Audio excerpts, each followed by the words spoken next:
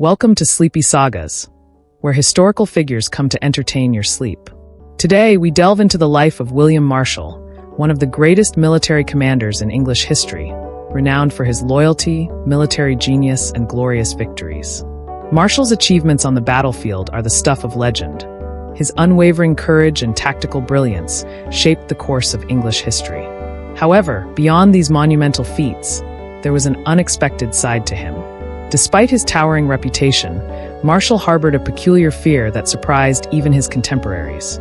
He was terrified of cats and goats. This strange vulnerability serves to remind us that even the mightiest of warriors are not without their human flaws. William Marshal may have been a great warrior, but he was also a man with inexplicable weaknesses that make his story all the more relatable. Once again, if you like this video, don't forget to like and subscribe so we have more motivation to produce better quality products. The victories of William Marshal, that ancient, clanking, ironclad mystery of a man who somehow managed to survive the 12th century with all limbs intact, most of his teeth, though several were rumored to be wooden replacements carved by a monk with a whittling hobby, and a reputation so formidable that even the devil, upon encountering Marshal's soul in the afterlife, assuming he ever arrived there, might have said, yes, the fellow who bested half of France, 3/4 of England, and at least one goat uprising do come in. It is, of course, important, nay, absolutely essential, that we begin this recitation of glorious victories not with the battles themselves, which would be too direct, too exciting, but with a proper nod to the foundations of medieval bureaucracy, lineage, knightly squabbles, and the various ways in which armor, when improperly oiled, could smell quite like old cheese.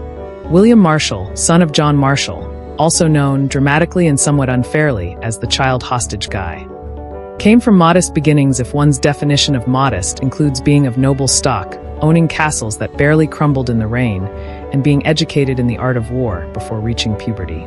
He cut his teeth not on textbooks or ballads, but on the tender, blood-soaked fields of Anjou and Normandy, which were as much a proving ground for knights as they were for the early development of trench foot. It was in these places, between 1166 and the early 1170s, that young William learned the three foundational truths of medieval warfare. First, never trust a Frenchman with a hidden dagger. Second, always ensure your squire knows which end of the horse goes forward. And third, honor is all well and good, but a well-timed kick in the chainmail can turn the tide of a duel. William's earliest recorded victory took place not on a grand battlefield, but in the violent theater of the tournament, a curious medieval invention combining the subtlety of gladiator combat with the pageantry of drunken summer fairs. In these events, knights would bash each other senseless for honor, profit, and the vague hope of impressing a lady who could read. William, it turns out, was a tournament savant. He was so proficient at unhorsing people that some believed he had hidden springs in his saddle or had made a deal with a particularly competitive saint. During one 2-year stretch, he reportedly captured over 100 knights, each of whom had to pay him ransom. A curious economy where one paid not to die, but merely to be released with one's undergarments and dignity more or less intact. His tournament winnings were enough to buy a small estate, 6 war horses, a poetic biography written by someone called John, who was clearly obsessed with him, and of course, a level of fame that made other knights whisper, "Oh no, not him," when they saw his banner across the field. But Marshal's true glory emerged not from these glorified melees, but in the service of kings, beginning with the energetic, perpetually exasperated Henry II, a monarch famous for his fiery temper and unkempt beard. William became Henry's loyal retainer, a job title that meant he followed the king around, offered military advice, and on more than one occasion stopped Henry from punching an archbishop. It was during the revolt of 1173–74 that Marshal proved himself not only capable of swinging a sword with impressive gusto, but of doing so while remaining upright, coherent, and bafflingly calm in the midst of fratricidal chaos. This revolt, in case one's memory of Anglo-French infighting has gone a bit fuzzy, was a grand family affair, featuring Henry's own sons rebelling against him, which, if nothing else, proves that teenagers have always been difficult. Richard, the future Lionheart, Geoffrey, and young Henry, not to be confused with old Henry, all decided that now was a fine time to overthrow their father, and various French nobles, ever hungry for land, joined in with the enthusiasm of raccoons discovering an unattended picnic. William, naturally, sided with the elder Henry. At one point, tasked with protecting the young Henry, the young part being tragically short-lived.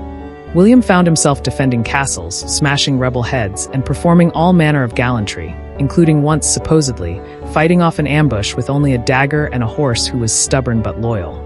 His true moment came when young Henry died of dysentery, a deeply unpleasant condition that was considered both tragic and entirely predictable for someone eating 12th century rations and sleeping in drafty stone towers. On his deathbed, young Henry requested that William take his cloak to Jerusalem as a token, because apparently nothing says sorry for dying like gifting your disease-ridden cape to someone else. William did just that. Off to the Holy Land he went, not to crusade, not to wage war, but to honor a promise and soak in some sunlight while escaping the soap opera-level chaos back home. When William returned, smelling faintly of incense and sand, he found himself welcomed into the service of Richard the Lionheart, whose charisma was matched only by his impracticality. Richard, brilliant on the battlefield and utterly useless at tax policy, appreciated William's sense of honor and knack for not dying. During Richard's reign, William participated in campaigns that took him across France, holding fortresses, defeating rebellious vassals, and avoiding excommunication, though just barely, due to a minor incident involving a bishop's wine cellar and a particularly disrespectful goat, which we shall not dwell upon. When Richard was imprisoned in Germany, because of course he was, it was William who remained behind to manage royal interests, settle debts, and occasionally threaten barons with politely worded ultimatums delivered via armored messenger. He also briefly tried to negotiate with Prince John, Richard's scheming younger brother, who was, in technical terms, a human weasel wearing a crown. Then came 1199, the year of Richard's unfortunate demise by crossbow, courtesy of a French teenager defending a pigsty, which left England in the trembling hands of the aforementioned John. Against all odds and prevailing logic, William remained loyal, despite John being the kind of monarch who made bad decisions with such enthusiasm that one might suspect he thought disaster was a competitive sport. William advised him, fought for him, and tried, futilely some say, to make him less repellent to his own nobles. During this time, William participated in several more campaigns across the shifting French territories, engaging in what historians lovingly refer to as pointless medieval back-and-forth conquest, which involved castles changing hands every Thursday and towns being burned for reasons that could be summarized as seemed like a good idea at the time. William's final and arguably greatest victory came not on foreign soil, but in England itself during the First Barons' War. By this point, John was dead, having succumbed to dysentery, again a popular killer, and left behind a child king, Henry III, who was too young to speak in full sentences, much less govern a fractious kingdom. Enter William Marshal, now pushing 70, creaking at the joints, suffering from gout, but somehow still sharper than the collective brain trust of every rebellious baron combined. Appointed as regent, William did what few thought possible. He held the kingdom together with nothing but a sword, a sense of duty, and the grumpy resolve of a man who'd had enough of everyone's nonsense. His crowning moment came at the Battle of Lincoln in 1217, where he led royalist forces against the French-backed baronial rebellion. Now remember, this man was old, probably wheezing under his armor, and riding a horse that had seen better days. But when the battle began, he charged into the fray like it was 1173 all over again. He personally broke through enemy lines, captured the French commander, and secured a stunning victory that turned the tide of the war. It was so impressive that even the chroniclers, who normally spent their ink praising saints or cataloging relics, wrote entire chapters praising his charge as miraculous, brave, and completely unexpected given the man's age and lumbago. It is worth pausing here, as one drifts closer to the comforting arms of sleep, to note that William Marshal's victories were not simply about brute force, though there was plenty of that, but about timing, loyalty, and the understanding that victory was not just about surviving battles, but surviving courts, betrayal, and kings with poor impulse control. He succeeded where others failed because he understood that power was fleeting, but honor, once earned, had a certain stubborn permanence. His strategies were simple yet effective. Don't betray your friends, don't fight battles you can't win, unless absolutely necessary, and always remember to oil your armor. While other knights fell to ambition, scandal, or poorly ventilated helmets, William endured, partly due to his martial genius, partly due to his political cunning, and perhaps mostly due to the fact that no one ever expected quite so much from a man who once ran in terror from a kitten. So there you have it, The glorious victories of William Marshal. Fought not just on muddy battlefields and tournament grounds, but in royal courts, rebellious baronial councils, and diplomatic halls reeking of sweat and paranoia. He was a knight among knights, a warrior among warriors, a hero with both blood and gravy stains on his tunic, who fought with conviction, served with loyalty, and when necessary, charged headlong into battle at an age when most men were charging headlong into retirement. Sleep now, dear listener, your dreams escorted by the soft clank of ancient armor and the comforting snore of a man who defeated France, preserved a kingdom, and still jumped 3 feet into the air at the sight of a goat. William Marshal, that clinking relic of ironclad purpose, stands as one of the most loyal men to ever walk the damp, drafty halls of medieval England. And not just the kind of loyalty where one politely agrees with the king at dinner or awkwardly claps during a royal lute recital.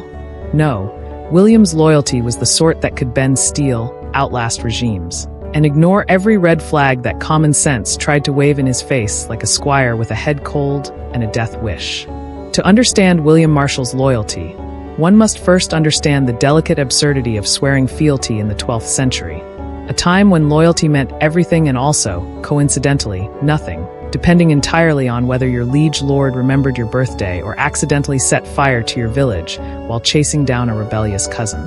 And yet, despite this morally wobbly landscape, William committed himself so thoroughly to his kings, yes, plural, that it became a running joke among contemporary courtiers that he wouldn't leave their side even if the king were dead and buried, which, in one case, was not entirely exaggerated. He served not 1, not 2, but 5 kings, which is either an admirable career achievement or a sign that William simply couldn't say no to a monarch in need. From the irritable genius of Henry II to the full-throttle drama of Richard the Lionheart, to the chaos gremlin that was King John, and finally to the extremely underage Henry III, William remained loyal to each, like a heavily armed babysitter who refused to go off duty even after being set on fire, imprisoned, or mildly poisoned.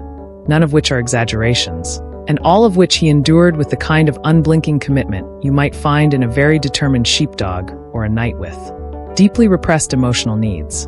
Let us begin, as one must, with Henry II, a king who ruled with the energy of a caffeine-addled badger and the charisma of a volcanic landslide.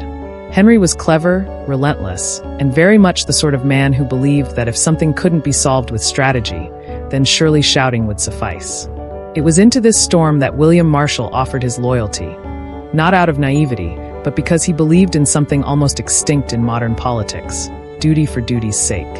When the court fractured under the pressure of infighting and internal rebellion, with Henry's own sons taking up arms against him, because what better way to show fatherly affection than siege warfare? William stood by the old king. He advised him, protected his interests, and perhaps most impressively, managed not to yell back when Henry went on one of his famously dramatic rants, which often included accusations, bad poetry, and the hurling of random tableware. When others defected, because let's face it, the opposing princes had shinier promises and more tolerable bath policies, William remained as steady as a well-rooted oak in the middle of a particularly obnoxious hurricane.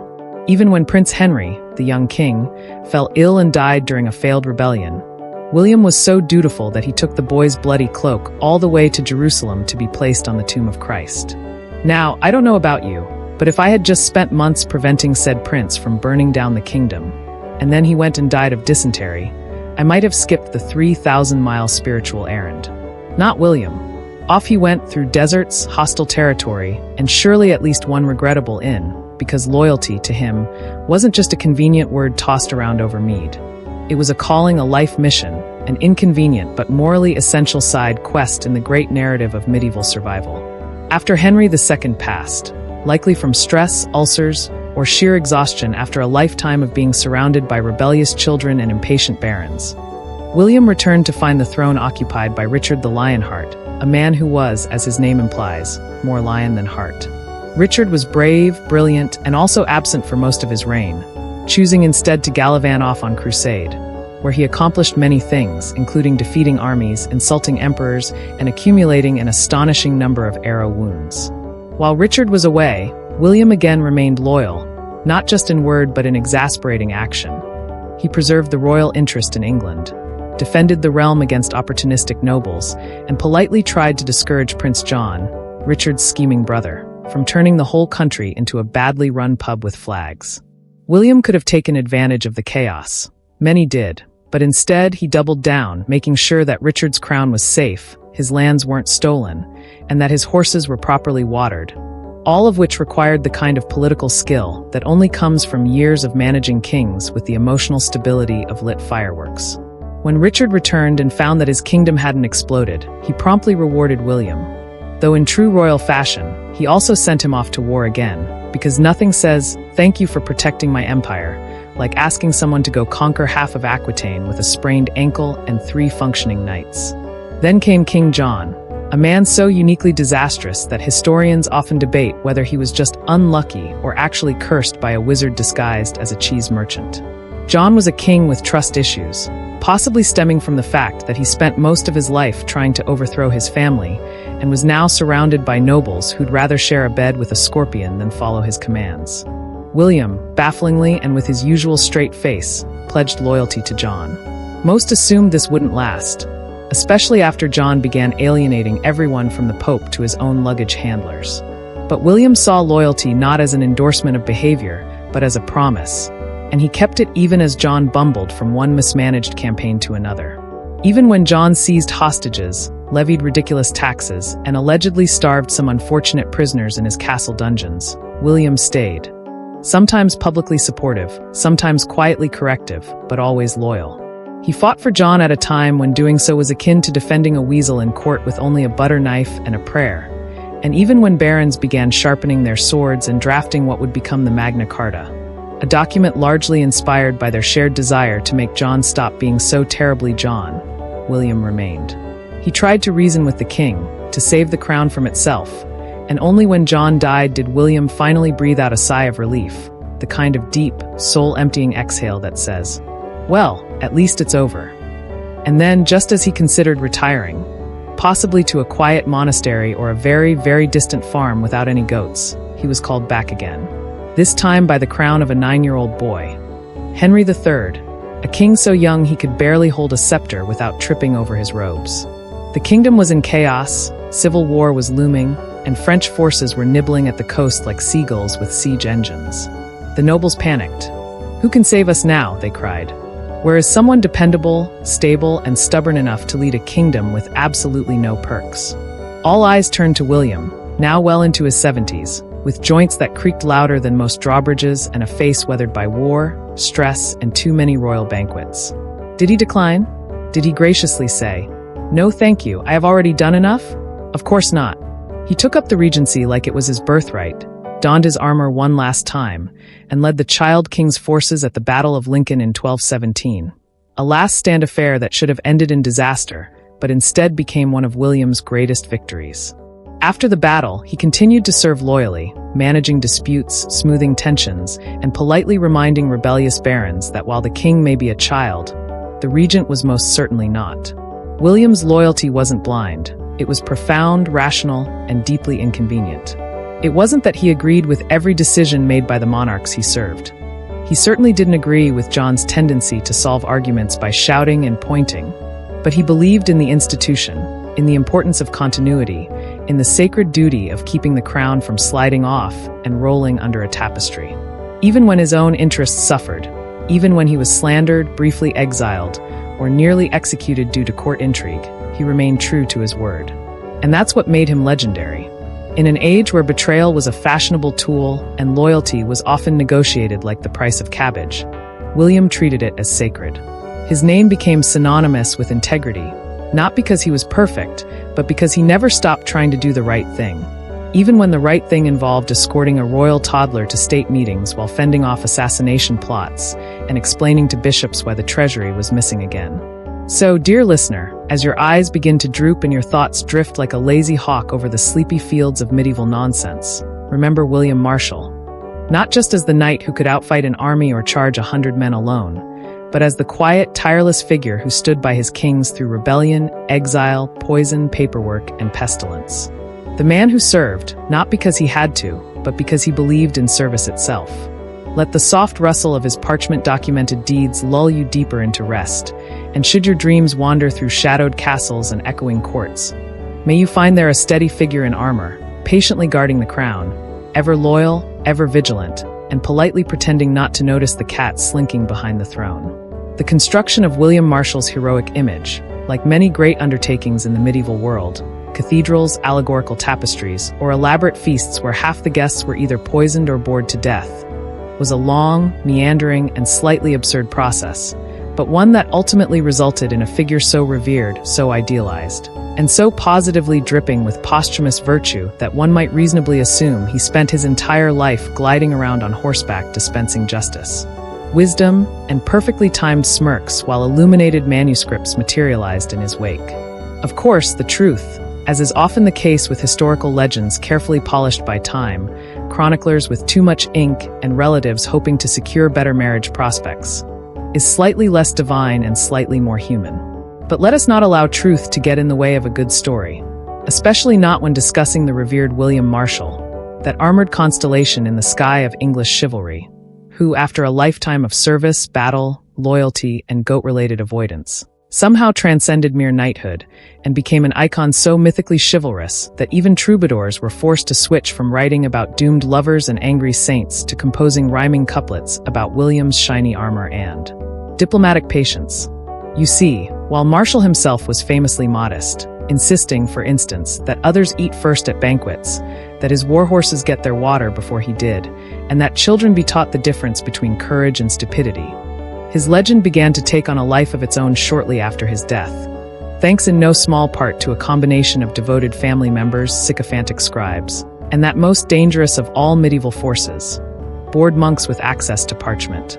The great heroic narrative began, as all enduring reputations do, with a very, very long biography, L'Histoire de Guillaume le Marechal, commissioned by his eldest son and compiled by a poet-historian with the deeply anonymous name John, which, in medieval literary circles, was about as specific as naming your cat Cat. This biography, compiled from interviews, witness accounts, marginal notes, probably some wild speculation, and possibly a few drunken tavern tales, is one of the longest surviving medieval biographies of a non-royal individual and includes such details as the precise angle at which William tilted his lance while charging into battle, the philosophical implications of his loyalty, and how many knights he defeated before breakfast. Now, this sort of detail might seem excessive to the modern reader, but in the Middle Ages, where most people's legacies included died of plague or burned for heresy, a detailed biography of honorable deeds was basically the historical equivalent of a TikTok highlight reel, except far more expensive and read only by monks with poor eyesight. In these writings, William is portrayed not merely as a man but as a standard, a pillar, a noble cucumber of decency growing undisturbed in the compost heap of medieval politics. His deeds were said to shine like polished mail, his sword struck with divine justice, and his ability to remain awake during court proceedings was considered nothing short of miraculous. But why, one might ask, was there such an appetite for elevating this particular knight into the glittering, if slightly overcrowded pantheon of historical heroes? The answer, as always, lies somewhere between genuine admiration and historical convenience. William Marshal, it turns out, was a perfect candidate for idealization. He had fought in real battles, made real sacrifices, saved at least one monarchy from total collapse, and unlike many of his contemporaries, hadn't been excommunicated, caught embezzling church funds, or mysteriously vanished after challenging a bishop to a drinking contest. Furthermore, he had the uncanny habit of doing the right thing at exactly the wrong time, refusing to betray the king when everyone else did, charging into hopeless battles just to protect a banner, and holding his ground even when the logical thing to do was to run, scream, and hide under a nearby catapult. These qualities, while frustrating for pragmatic survivalists, made him ideal for the burgeoning genre of heroic literature that needed figures who could embody virtue without demanding too many complicated footnotes. He was the prototype for a knightly saint, a figure of incorruptible loyalty, resolute courage, and surprisingly good equestrian posture. It also helped, of course, that William was deeply involved in the machinery of royalty and governance. Serving 5 kings, as mentioned previously in excruciating detail, meant that he had supporters across multiple regimes, all of whom had some incentive to keep his image burnished to a royal shine. His final act as regent to the boy king Henry III, in particular, secured his place in the national imagination, not just as a knight, but as a father figure to a kingdom in crisis, a man who, when all others squabbled and schemed, picked up the crown, Not literally, of course. Crowns were heavy and very pointy, and carried it through storm and rebellion with the patience of a schoolteacher, managing a particularly chaotic group of sugar-high noble children. After his death in 1219, William was buried in the Temple Church in London, a resting place of honor for a man who had practically embodied the knightly ideal, though it's said that the tomb was originally meant to include a statue of him holding a sword and a scroll. But the sculptor accidentally made the face look like a startled pig, and so they settled for something simpler. Even centuries later, William's image retained a peculiar gravitational pull. During the height of chivalric revivalism in the late medieval period, when knights started wearing feathers the size of soup ladles and reciting love poetry while trying not to trip over their own spurs, William Marshal was cited as the gold standard. Poets invoked his name when waxing lyrical about lost honor. Nobles cited his deeds when lecturing their sons about duty, though, admittedly, most sons just nodded while trying to sneak off to go joust. And more than a few questionable knights pretended to be descended from him in order to score invitations to better banquets. By the time the Tudor historians got their hands on him, William's story had evolved from practical warrior to near-mythical paragon, with some later accounts claiming he once fought off 20 men with a broken helm, or that he could detect treason just by sniffing a scroll. Of course, the truth was probably more modest. William likely had good days and bad days like anyone else, days where he felt more like a weary man with sore knees and an itchy surcoat than a living legend. But history, ever the romantic, prefers a simple story, especially one that ends with a sigh of admiration and a statue that mostly resembles a human. And here lies the curious irony of William Marshal's heroic image. Though he was a man of action, his true power came not from his sword, but from the story that followed it.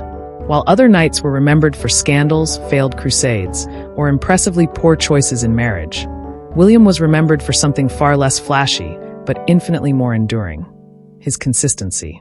He showed up. He stood firm. He did the job. He didn't betray his friends, abandon his post, or write angsty letters to the Pope. He just did what was asked, did it well, and somehow didn't complain even when he had every reason to, which, let's face it, in medieval England, was almost always. His heroism was not in grand speeches or theatrical death scenes, but in the slow, stubborn accumulation of honorable choices, boring, predictable, reliable, like oatmeal for the soul, and precisely what makes him so difficult to dramatize in a Hollywood film and so perfect for bedtime storytelling. Because while stories of dragons and sorcery might thrill the mind, tales of a man who lived with purpose, loyalty, and just the right amount of stubbornness are what lull the spirit into a deeper, more restful kind of admiration. So let the image of William Marshal remain, not as a man who leapt from towers or slayed mythical beasts, but as one who held the line, kept the oath, and lived long enough to become not just a hero, but a symbol. Let the creak of his old armor echo like a lullaby, the rustle of his scrolls serve as a soft whisper to history, and may the dim candlelight of his recorded deeds flicker gently as you drift to sleep, wrapped in the comforting knowledge that once upon a very long, very drafty time, there lived a man who proved that true heroism isn't loud or swift or brash. It is built moment by moment, word by word, across decades of quiet, determined service. Sleep now, and dream of marble halls and bannered fields, where the only sound is the soft clatter of William Marshal riding slowly by, his sword sheathed, his banner still waving, and his legend very much intact.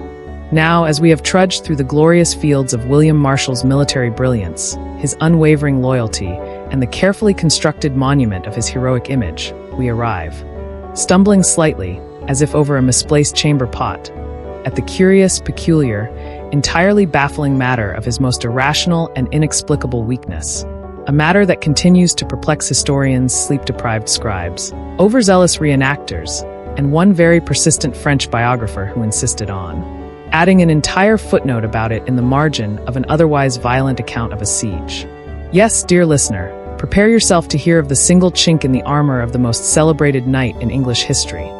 Not a wound, not a scandal, not a betrayal, but a fear, a trembling, bone-rattling, soul-quaking, utterly undignified terror of cats and goats.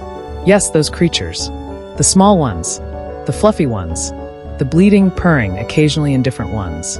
For reasons lost to time, and likely to his eternal embarrassment, the very same William Marshal who could stare down an army of French knights, who could survive being dragged through a thorn-filled forest by a panicked warhorse, who once deflected a broadsword with his kneecap and still won the duel, was known, quietly, privately, and with great effort to suppress giggling from the squires, to react to cats and goats in much the same way most men might react to plague, fire, or particularly aggressive tax collectors. Naturally, the origins of this bizarre phobia have long been debated by the few scholars brave enough to pursue the matter. It must be stated, of course, that fear of animals was not unheard of in the 12th century. Many knights feared bears, which was entirely reasonable. Some feared serpents, others wolves, and one famously feared ducks, though that was never confirmed because he drowned in a moat before being interviewed. But William Marshal's fear was of cats, fuzzy, four-legged bundles of aloof disdain, and goats, cloven-hoofed climbing experts with unsettling eyes and a tendency to chew on manuscripts. According to a half-withered scroll unearthed in a monastery near Salisbury, the earliest recorded incident of this fear occurred during a feast in the court of Henry II, whereupon William, then a dashing young knight of high repute and an already troublingly high win rate in jousting, was seen leaping atop a wooden bench with sword drawn after a household cat leapt onto the table and made off with a boiled partridge. Witnesses reported that he let out what was described as a high, reedy war cry, though some historians have suggested it may have been more of a squeal.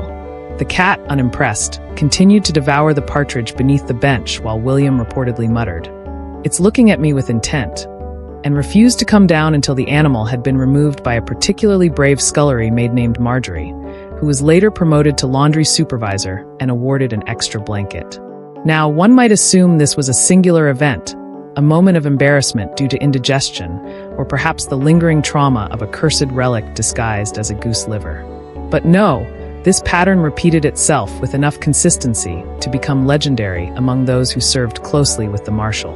Squires spoke of it in hushed tones, pages dared one another to test it, and there was an unconfirmed rumor that during one siege, a rebellious baron attempted to distract William's forces by hurling live goats over the battlements using a large wooden sling, which historians have alternately described as a tactical innovation and very silly indeed.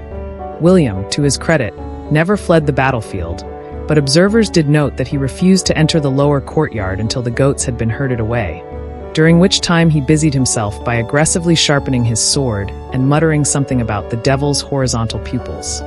Whether he truly believed goats were agents of Satan, as some sources claim, or simply had a bad childhood encounter involving a bucket of milk and a very territorial nanny goat, remains unclear.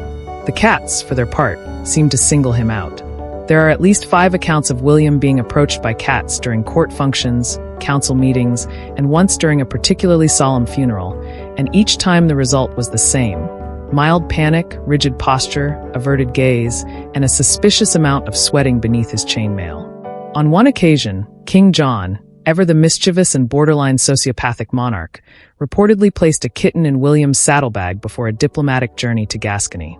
Upon discovering the feline passenger, William's reaction was, according to the chronicler Ralph of Dis, akin to that of a man discovering a snake, a demon, or a particularly scandalous tax bill. He reportedly demanded that the cat be removed immediately, then rode the rest of the journey with the uneasy stiffness of a man expecting it to reappear at any moment, despite being assured multiple times that the creature had been returned to the castle's kitchens, where it lived out its days happily terrorizing rats and unsuspecting knights alike. Naturally, people speculated. Some believed that William had been cursed as a boy by a Welsh which disguised as a goat herd, perhaps after stepping on a particularly beloved kid or insulting the general demeanor of livestock. Others believed that the fear stemmed from an incident in his youth when he was, legend holds, accidentally locked in a granary overnight with a herd of restless goats, who mistook him for a fellow ruminant and attempted to induct him into their mysterious caprine rituals. One wild theory, recorded in a marginal note next to a poorly drawn doodle of a cat holding a sword, claims that William believed cats could steal souls through prolonged eye contact, and thus avoided them out of metaphysical prudence. Yet another scroll suggests that he simply did not trust anything that could jump silently and appear in unexpected places, which is, to be fair, an entirely rational stance in a world where most surprises involved arrows or poison. Whatever the cause, the fear endured. It did not diminish with age, nor did his reputation suffer for it. If anything, it humanized him in the eyes of those who might otherwise have seen him as an invincible war machine. Kings might rule, nobles might plot, and peasants might toil endlessly in the mud. But here was William Marshal, savior of crowns, breaker of sieges, champion of tournaments, brought low by a meowing bundle of fur or a bleeding menace on a hillside. There's something strangely comforting in that, isn't there? To know that even the greatest among us can be undone by the soft tread of a paw or the sudden, inexplicable leap of a goat onto a battlement. Indeed, some even argued that this fear was what made him great. Not the fear itself, of course, which was undeniably awkward, but the fact that he carried on regardless, faced battlefields and political intrigue with unwavering courage, even as he eyed the castle stables warily for signs of Caprine mischief.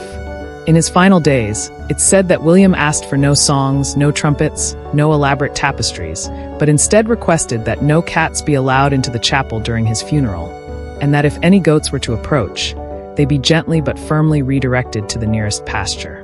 A simple request, yes, but one that speaks volumes about the man, a warrior of unmatched renown, a knight beyond reproach, who could face death, war, betrayal, and the entire French cavalry, but who would prefer, if possible, not to be buried within sniffing distance of a barnyard. And so, as the tale of William Marshal is told and retold by sleepy historians, nodding librarians, and mildly confused schoolchildren, let us not forget the one detail that sets him apart from the other knights of his age. Not his invincibility, not his honor, but his deep, unrelenting terror of animals that most grandmothers keep as pets or milk before breakfast.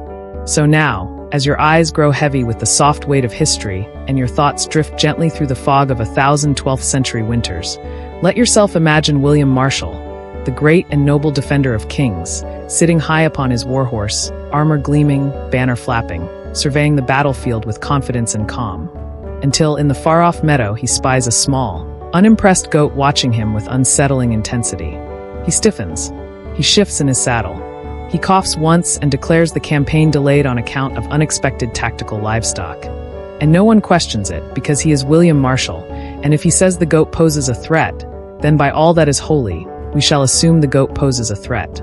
Sleep now, dear listener, and remember that even heroes have their fears, even legends have their limits, and even the greatest knight of all time once nearly fell off a battlement because a cat sneezed behind him.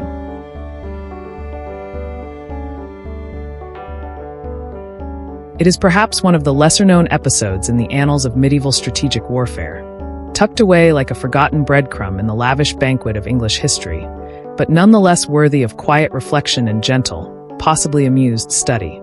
The first recorded instance of the great William Marshal, a man who bestrode the battlefields of England and France like a very stern, well-armored colossus, demonstrating a fear so baffling, so unexpected, so entirely out of character, that it caused a full council of war-hardened knights, seasoned barons, and royal advisors to sit in stunned silence, like pigeons observing a nobleman's slip on cabbage. It was, as the parchment chronicler of that day put it in faded but insistent ink, a moment of great tactical confusion, triggered not by enemy flanking maneuvers or supply line disruptions, but by the sudden entrance of a cat. And thus begins the curious tale of how the mightiest knight of the 12th century, William Marshal, 1st Earl of Pembroke, protector of kings and breaker of sieges, came entirely undone in the presence of a single, small, slightly plump tabby named Lady Boudica, whose only crime was existing within the same room as a man who could break shields with a glare, but could not bear the soft pad of feline paws on stone tiles. The day had begun, as so many medieval days did, with fog, mild dampness, and a series of increasingly tense discussions about military logistics. The setting was a temporary war chamber set up in the great hall of a coastal fortress in Kent, which, though drafty and inexplicably damp despite its elevation, had been chosen for its proximity to a fresh water source, and because the constable's wife made a particularly excellent eel pie. William Marshal, who at the time was in his prime, broad of shoulder, steady of hand, and known to outdebate a bishop and outdrink a baron, had summoned his closest commanders and advisors to discuss a brewing dispute over shipping routes, the troublesome rumor of French mercenaries landing near Dover, and the eternal question of whether Sir Fulbert's men had actually seen enemy sails or simply confused them with unusually shaped clouds again. The room was as tense as any medieval meeting room could be, filled with the rustling of armor, the occasional clang of dropped gauntlets, and the low hum of noblemen trying not to fall asleep during grain ration reports. William stood at the head of the table, one gauntlet hand on a map, the other gesturing assertively toward a circle of stones meant to represent enemy forces, when the first sign of trouble padded silently into the room.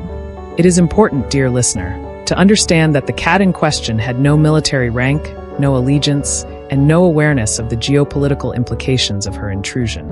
She was, by all accounts, a castle cat, born behind the granary, well-fed on mice and scraps, and known to the staff as Lady Boudica, a name given less out of historical reverence, and more due to her tendency to knock over candles and stare down armored knights as if daring them to try something. On this particular day, she slipped into the hall through a side door left ajar by a distracted page, and with the feline combination of indifference and quiet menace, made her way directly toward the assembled men, who, hardened by war though they were, parted like reeds in a river as she passed, for even they knew that cats walked not among humans, but through them, like ghosts with opinions. And at the far end of the hall, still mid-sentence about the tactical value of the Ridley Road crossroads, stood William Marshal, noble, stoic, entirely unaware that his doom was quietly approaching on silent pause. What followed has been the subject of no fewer than 3 contradictory accounts, 2 satirical songs, and 1 deeply unflattering tapestry, but all agree on the fundamentals. William saw the cat, froze mid-gesture, and went very still, like a man suddenly uncertain whether the floor beneath him was made of stone or butter. Witnesses noted a peculiar shifting of his weight, followed by a barely perceptible widening of the eyes and a sort of dry swallowing motion more commonly associated with knights preparing to confess their sins. The cat, of course, stopped directly in front of him and stared upward with the kind of unreadable expression that only cats and particularly judgmental abbots can manage. For a moment there was silence. Then William Marshal, the man who had held the bridge at Cartmel, who had faced down rebellious barons and the wrath of King John without flinching, made a sound that one squire later described as a surprised squeak, like a battle trumpet being pinched by a ghost. He then took 1 step back, another to the side, and collided with a decorative armor stand, which toppled with a mighty crash that echoed off the stone walls like thunder, causing the map table to wobble and Sir Ralph de Clenchington to drop his wine. Still the cat stared. William, now visibly perspiring, attempted to recover his composure by straightening his tunic, which only served to catch the edge of his belt on a nearby candle sconce. As the candle fell, narrowly missing his foot, the cat hissed, perhaps offended by the noise, or perhaps simply because cats do not require justification. And at that point, all traces of knightly valor fled from William's face. "Take it away," he said, his voice an octave higher than usual. "Take it away at once." A silence followed. No one moved, not because they were unwilling, but because they were stunned, trying to compute the idea that the man who had once disarmed a brigand leader with a broken dagger was now beseeching a chamberlain to remove what amounted to an aggressive pillow. At last, a brave young squire named Edric stepped forward, scooped up Lady Boudica, who responded with a growl of such demonic depth that Edric's hand would bear the scars until his own knighthood, and carried her from the room. William watched the exit until she was entirely gone, then sat down slowly, as if he had just returned from battle, and requested, in the driest of tones, that someone fetch him wine. The meeting resumed, of course, as all meetings must, but the atmosphere had changed. The map seemed slightly less authoritative, the stones representing enemy positions had been scattered, and the air was now thick with the unspoken knowledge that their commander, their paragon, had a very specific Achilles heel. No one mentioned it aloud, not for several days, but soon whispers began to spread. The cat incident, as it was delicately called, became court gossip, then squire folklore, then an actual comedic performance acted out in shadow puppet form by castle servants during winter feast days. William, to his credit, never spoke of it. When asked later, he simply stated that he preferred dogs, and then changed the subject to the importance of cavalry spacing. But the signs of his discomfort lingered. After that day, all royal strategy meetings were held in carefully inspected rooms, and any cats spotted in the vicinity were quietly removed by the chamberlain under a new rule listed in meeting protocols as Clause 7. No creatures of feline disposition. When asked to explain, the steward simply said, "It's a hygiene thing," though his eyes twitched slightly whenever he said it. And so the legend grew, not in bold strokes of heroism, but in soft chuckles and knowing glances.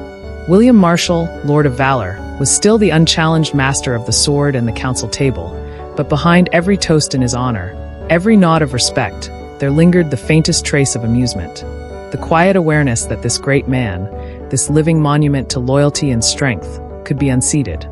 Not by treason or swordplay, but by the quiet pitter-patter of paws and the slow, spiraling tale of a castle tabby who simply wanted to sit near the fire. And perhaps, dear listener, that is what makes the tale most enduring. Not its drama, but its disarming humanity. For what is greatness without flaw? What is courage without contradiction? And what truly is a hero, if not a man who can face death and danger without blinking, but must still summon every ounce of will to stay seated when a small whiskered face peeks around the corner of the great hall? So now, as your eyelids drift like wandering minstrels toward the sweet inn of slumber, picture William Marshal not astride a warhorse or wielding a blade, but standing awkwardly in a stone chamber, being stared down by a fluffy creature with no respect for human authority. And smile, if only softly, at the thought that even the mightiest of us may be undone not by our enemies, but by a creature we could cradle in one gauntlet hand. A reminder that heroism, while grand, is often terribly inconvenient and occasionally allergic to fur. Of all the peculiarities that have puzzled historians, balladeers, and that one mildly suspicious monk who kept extensive notes on barnyard behaviors, few are as perplexing or as quietly entertaining as William Marshal's entirely irrational and yet fully documented fear of goats. A fear which, while not as socially disruptive as plague or war, nevertheless disrupted a considerable number of marches, meetings, and mealtimes over the years, and culminated in one now infamous episode during a routine military maneuver in the spring of 1201, an event so profoundly embarrassing, so thoroughly baffling, and so persistently whispered about in castle kitchens and squire bunks, that it has come down to us not in glory-laden scrolls, but in the form of sheepish footnotes and awkward tavern ballads rhyming Marshal with partial panic. Now, you might reasonably wonder how a man famed for unwavering courage, for holding bridges alone against overwhelming odds, for serving not one, not two, but 5 monarchs without once flinging his helmet at any of them in frustration, could be utterly undone by a creature whose greatest tactical achievement is chewing on its own beard. And that, dear listener, is precisely what makes it such a rich, slow-cooked dish of historical delight. For it was during a relatively unremarkable march through the rolling hills near Hereford, in pursuit of some rebellious nobles who had developed the bad habit of building small private fortresses and refusing to pay taxes, that William Marshal's well-maintained image of supreme confidence cracked. Not because of ambush, famine, or logistical failure, but because of a solitary goat named Humphrey, whose presence on that fateful path turned a perfectly coordinated military maneuver into a farcical ballet of startled horses, dropped banners, and one very red-faced knight demanding to know why the horned devil had been allowed within his line of sight. The march had begun peacefully enough, or at least as peacefully as one could expect when dealing with several hundred armored men, a dozen wagons of supplies for noble-born squires with competing opinions on saddle alignment, and a knight commander who had been up since dawn trying to prevent Sir Edwin from arguing with a tree he swore was possessed. William Marshal, ever the model of dignified leadership, had taken point at the head of the column, gazing thoughtfully at the horizon while chewing on a piece of dried apple and occasionally giving stern nods that meant everything was under control, even when it clearly was not. The countryside was green, birds sang, and all seemed well until, rounding a bend near an abandoned shepherd's hut, the party encountered what official reports later described as an obstruction of uncertain classification, but what the less tactful among the troops simply called that bloody goat.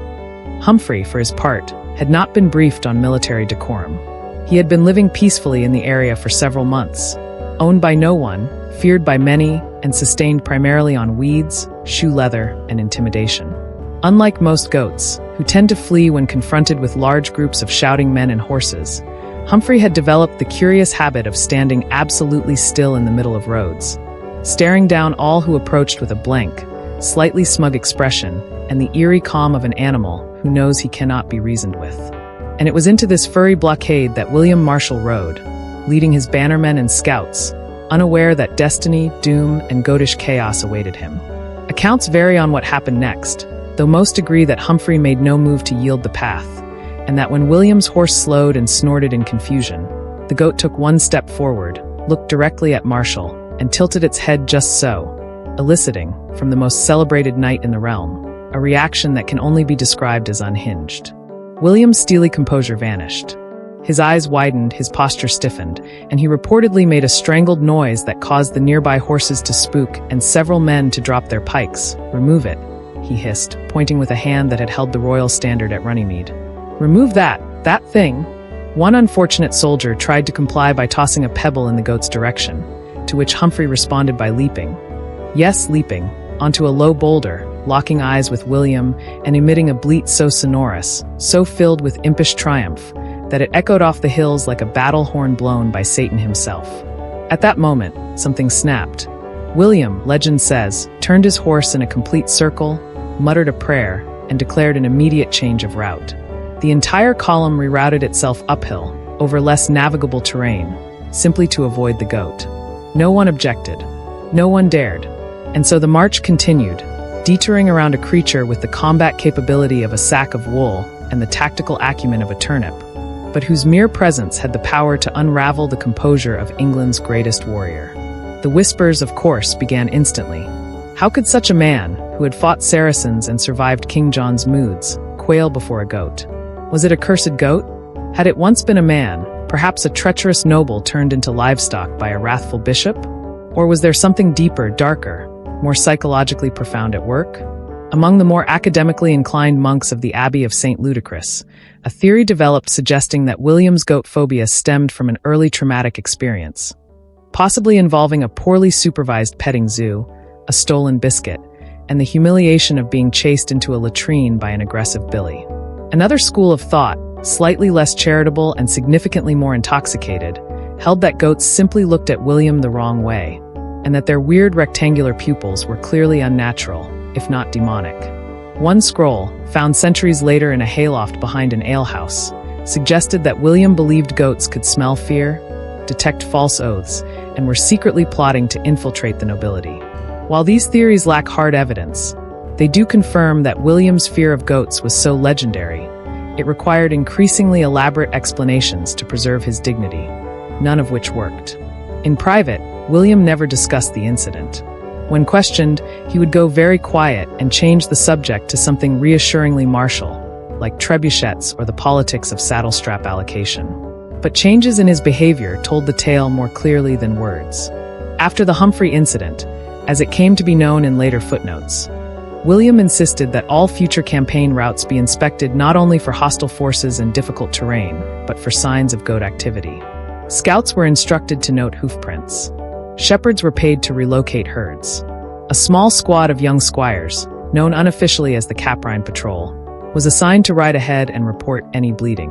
When asked why such precautions were necessary, the official explanation was always for morale, though the squires knew full well they were risking their lives for one man's personal livestock paranoia. And yet, despite all this absurdity, William Marshal's fear of goats, much like his fear of cats, did not diminish his stature. If anything, it added a strange dimension to his mythos, a quirk so vivid and inexplicable that it made him more human, more memorable, and oddly more endearing to the average peasant who, like most people, had fears of their own. Though most were afraid of taxes, rain-soaked bread, or being conscripted into building a lord's wine cellar without proper gloves. The idea that even the greatest knight in the realm could be startled by a goat, that he too could face something he could not conquer, made him less of a marble statue and more of a man. And while some jested, none truly mocked him.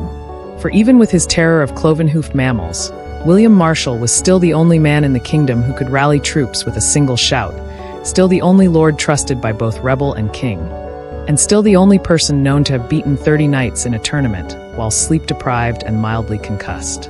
So now, dear listener, as you lay still and heavy in the comfort of your own bed, breathing softly while the distant dream horns of history hum their sleepy tune, picture not a battlefield nor a courtroom, but a gentle green hillside, bathed in spring sunshine, and at its peak, William Marshal, resplendent in armor, mighty in stature, trembling ever so slightly, glancing nervously at a lone goat munching a wildflower with absolute impunity. And remember, in your drifting thoughts, that even legends have shadows, even lions have fleas, and even the most powerful of us may be helpless in the face of a creature whose only weapons are horns, hooves, and a complete refusal to get out of the way. It is a curious thing, and not without its own peculiar academic poetry, that while William Marshal inspired awe across courts, fields, and fortresses as the indomitable rock upon which the chaos of 12th century politics often broke, his otherwise mythic legacy remains gently blemished, like a smear of gravy on an otherwise noble tapestry, by the bewildered and faintly amused reactions of his contemporaries to those moments when his famously steady composure was upended not by cavalry charges or diplomatic betrayals, but by the entirely unmilitarized appearances of cats and goats, the smallest and fluffiest footnotes in the long and blood-soaked history of medieval warfare. Indeed, one cannot study Marshal's life in full, in its proper fullness and tragicomedy, without also considering the ripple effect these phobias had upon the minds, mouths, and memory of his fellow nobles, squires, generals, and political associates, many of whom had charged beside him into battle, toasted with him in smoky halls, plotted with him by torchlight, and yet still could not quite process the image of the greatest knight in the realm galloping away from a barn animal like it had, challenged him to single combat, and was currently winning. To understand their reactions is to observe an extraordinary clash of expectations and reality, like witnessing a cathedral bell peal in alarm because someone sneezed. For when one is accustomed to seeing a man hew down enemies like stalks of wheat, it is understandably disorienting. Humorously so, to then see that same man freeze, squeak, and flinch in the presence of an unimpressed goat nibbling a thistle or a disinterested feline polishing its tail. Indeed, the first such reaction to be properly recorded came not from a lowly peasant or jaded page, but from none other than Sir Osric of Trunchbull, a notoriously humorless general known primarily for maintaining an aggressively straight face and once delivering an entire 6-hour briefing on saddle maintenance without blinking.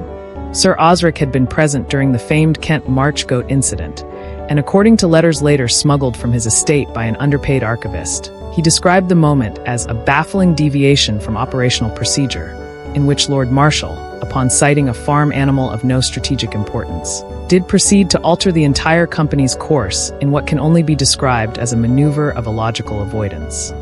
He then added, in a rare burst of personal commentary, the goat appeared unmoved. While Osric did not publicly criticize Marshal, no one dared. His private astonishment set the tone for many of his peers, who, though loyal, could not help but view William's peculiar reaction with a mix of confusion, curiosity, and in many cases irrepressible mirth.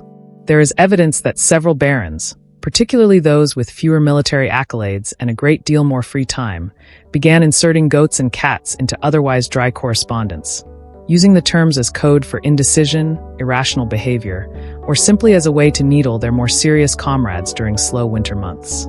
One letter from Lord Benedict of Wallingbridge to his brother reads, "The king grows restless and irritable. Marshal has advised caution. I suggested we consult the local goat, which he did not find amusing. I, however, remained delighted. The confusion extended beyond personal letters. Chroniclers, tasked with capturing the events of the time in suitably solemn tones, found themselves torn between reverence and ridicule. Brother Alphonse of Berkeley Abbey, for instance, wrote in his rather plodding chronicle, and lo, Sir William did survey the hills with courage unshaken, until a beast of cloven hoof did cross his gaze, at which point he summoned the command to retreat, though no foe stood before him, but a chewing animal of calm demeanor and nonviolent intent." A later monk added in the margins, "It was a goat," and underlined it twice. The scribes, often tasked with recording far duller matters, crop yields, clerical transfers, and fish pricing, found unexpected entertainment in these curious stories, and many included coded jokes and barnyard references in the margins of otherwise pious manuscripts. In one psalter, the scribe replaced the lion in the story of Daniel with a goat, offering a crude drawing of it licking Daniel's ear and William Marshal peeking around a rock. But of all the social classes amused and confounded by Marshal's anxieties, it was the squires and younger knights who most enthusiastically circulated these tales, often turning them into whispered fireside stories, ribald ballads, and exaggerated reenactments during long, wine-heavy nights in castle barracks. The tale of William Marshal leaping onto a dining bench to avoid a cat during a feast became particularly popular, evolving with each retelling until, in some versions, the cat grew to the size of a warhound, spoke Latin, and challenged Marshal to a duel of wits. A particularly irreverent minstrel named Giles of Mudfen composed an entire comedic song entitled The Knight and the Purring Curse, which became a brief sensation in taverns until it was banned in noble households for being unduly mirthful regarding noble trauma. Squires dared each other to leave small goat figurines on Marshal's chair, though few did so twice, as the Marshal, fear or not, was still entirely capable of turning a jesting youth into a very silent pudding. Among the high nobility, responses varied from tactful silence to strategic bewilderment. Queen Eleanor of Aquitaine, upon hearing the story of the March goat incident from a breathless courtier, reportedly laughed so hard that she spilled a goblet of wine into a scroll of diplomatic correspondences, then waved it off and said, "He fears neither kings nor killers, but give him horns and hooves, and he becomes a trembling page boy." Remarkable. King John, naturally, found endless delight in the matter, and was known to insert goat references into council discussions purely to watch William's expression tighten like a drawstring purse. Once, during a royal banquet, he had a tapestry featuring a pastoral scene with goats hung behind Marshal's seat, and when questioned, simply shrugged and said, "We must honor all our enemies, real or imagined." Marshal did not respond, though he was later seen requesting a seat at the opposite end of the hall. Foreign dignitaries, upon hearing of the Marshal's peculiar weaknesses, were similarly divided. The French court, ever eager for reasons to mock their English counterparts, seized on the rumors with typical Gallic enthusiasm. One French ambassador, after attending a diplomatic summit in London, wrote home that Sir Guillaume, famed across the Isle for invincibility, is also famed within castle walls for recoiling from kittens. Make of this what you will. The ambassador later attempted to present a goat as a diplomatic gift during a peace treaty, claiming it was symbolic of peaceful grazing and renewal. The gift was intercepted by Marshal's aides and quietly released into a nearby orchard. The ambassador reported, rather smugly, that the English grow nervous even at the smell of hay. What confounded Marshal's peers most was not simply that he had fears. Every man fears something, be it battle, betrayal, or running out of meat pies during a siege, but that he feared animals so absurdly mismatched to his stature. Had he feared fire, one could understand. Had he feared drowning, wolves, arrows, poison, or even tax assessors, no one would blink. But goats? Cats? These were creatures of barns, of kitchens, of children's stories and wool markets. And to see a man clad in mail, carrying the sword of an earl, glance nervously at a lounging tomcat or sidestep a goat with the urgency of a man avoiding a demon. It created a cognitive dissonance so deliciously ironic that no amount of battlefield glory could quite erase it from collective memory. Even those who remained outwardly respectful would privately admit their bafflement. Sir Bertrand of Norhill once summarized the sentiment best when he said, "If William Marshal declared war on a kingdom, I would ride at his side. If he declared war on a cat, I would need more information." Despite it all, and perhaps because of it, William's legend only grew. His odd fears did not diminish his greatness. They defined it in ways no chronicler could have predicted. For in an age where most men hid their weaknesses behind armor, walls, or boastful lies, William wore his fear with the same stubborn defiance he wore his sword. As something he simply lived with, managed around, and refused to let master him, even as it baffled everyone else. His contemporaries might have laughed, whispered, and gossiped, but they still followed him into battle, still sought his counsel, still trusted his instincts, goat avoidant though they were. And maybe, just maybe, in the deep corners of their wine-numbed minds, they took a bit of comfort in knowing that even the strongest man they knew had to occasionally reroute an army to avoid being stared at by livestock. So now, as your eyelids lower like portcullises over a well-fortified dream, picture the great halls of England, candlelit and echoing with history, where nobles in velvet robes whispered among themselves about the time William Marshal, a man who once won a duel on horseback while concussed, ran from a cat, and then rerouted his campaign to dodge a goat.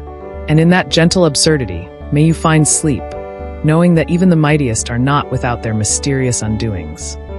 William Marshal, the man who stood tall in the annals of history as a knight, a warrior, a man of honor. No, wait, scratch that.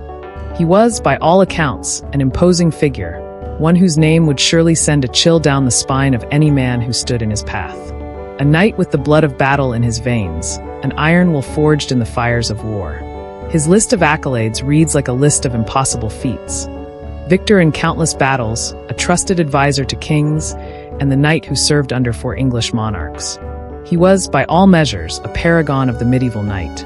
Yet, despite all his glory, despite the legends and songs sung about him, there was one rather peculiar aspect of his life that not many people knew about. A fear so ridiculous, so utterly incongruent with the fearsome warrior image, that it would make even the most hardened of men smirk with disbelief. Yes, William Marshal, brave, bold, and brilliant William Marshal, had a terrifying fear of cats and goats.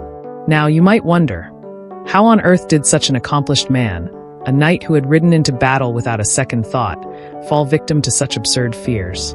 Cats, the mysterious, stealthy creatures that prowl through alleyways and jump onto your lap when you least expect it. Goats, those creatures with their unnervingly darting eyes and odd, almost unnatural way of moving their heads up and down, as if contemplating the mysteries of the universe.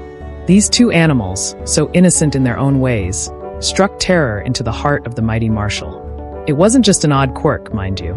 No, this was a deep-seated, gut-wrenching fear that would often strike when he least expected it, rendering him as helpless as a knight caught in a trap, with no way out. Imagine it now, a scene from a grand feast in the great hall of a medieval castle, the sounds of clinking goblets and laughter filling the air, the aroma of roasted meats wafting through the room. William Marshal, resplendent in his armor, having just returned from another victorious campaign, sits at the head of the table, a glass of wine in hand. His comrades and fellow knights eagerly await his stories of battle, the hero's tales that never failed to impress. But just as William begins to recount the events of a recent skirmish, a sudden, unnerving sound interrupts his speech. A soft meow echoes through the hall. For a brief moment, Marshal's face pales, his hand trembles slightly, and his grip on his goblet tightens. The room goes quiet for a split second before Marshal, ever the professional, forces a laugh, his usual composure returning as quickly as it had faltered. But those who knew him best saw the telltale signs of distress. His fear of cats had once again reared its ugly head. The creature in question? A mere cat, one of the many strays that wandered into the castle kitchens looking for scraps. Yet to William, this tiny, innocent animal might as well have been a monstrous beast lurking in the shadows, waiting to pounce. Of course, the whole thing is utterly ridiculous when you think about it. Here's a man who had faced down armies, slaughtered foes on the battlefield, and stood unshaken in the face of death. Yet, put a small, fluffy creature with a penchant for purring in front of him, and he would become a stammering wreck, fumbling over his words, his eyes darting nervously as if searching for an escape route. And it wasn't just any cat. No, that would be too simple. It was the suddenness of it all, the unpredictability. A cat would slink into the room, silently, like a shadow, and without warning, it would look directly at him with those piercing, all-knowing eyes. Marshal would freeze in place, utterly at a loss. And then there were the goats. The goats. These creatures were another matter entirely. It was not simply their peculiar eyes, those large, unsettling orbs that seemed to flicker with a mischievous gleam, that caused Marshal to break into a cold sweat. It was their uncanny ability to stare at you for hours, never blinking, as if assessing your every move. He had once encountered a goat in the stables during his youth, and the image had haunted him ever since. The goat had stood there, motionless, as if daring him to make the first move. But Marshal, feeling an unexplainable dread rise within him, had recoiled, his feet stumbling backward as though the ground beneath him had turned to quicksand. His comrades had laughed, of course, but he could never shake the memory of that terrifying stare. Now, you may wonder, what kind of warrior is this who fears such small creatures? Surely, a man of such renown should be above such childish phobias, above the kind of weakness that would make him flinch at the sight of a harmless goat or an innocuous house cat. But here lies the paradox of William Marshal, a man whose greatness in battle was matched only by his humanity. Perhaps it was his humanity that made him so terrified of the creatures. After all, a man of such towering strength and skill in war needed to have some kind of vulnerability, some aspect of his life that reminded him, and those around him, that he was not a god, nor was he invincible. Perhaps his fear of cats and goats was a manifestation of his deep understanding of the fragility of life, the uncertainty that awaited any man who dared to walk the path of a warrior. To his fellow knights, the fear of cats and goats was a source of great amusement, of course.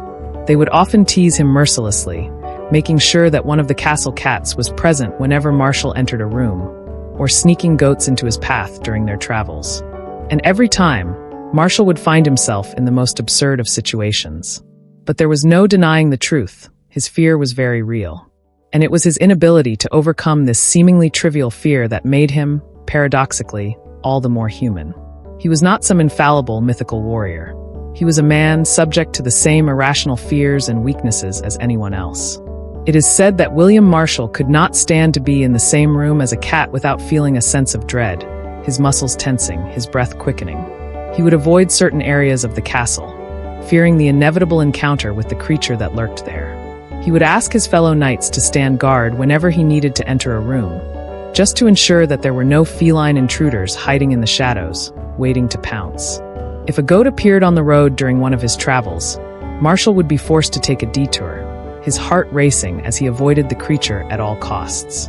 It was said that even the mere sight of a goat in the distance would send Marshal into a fit of anxiety, his mind consumed by thoughts of that terrible, unblinking stare.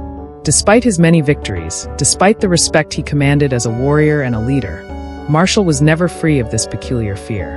And perhaps that is what made him such a compelling figure, a man who could face down armies, yet cower in the presence of a goat or a cat.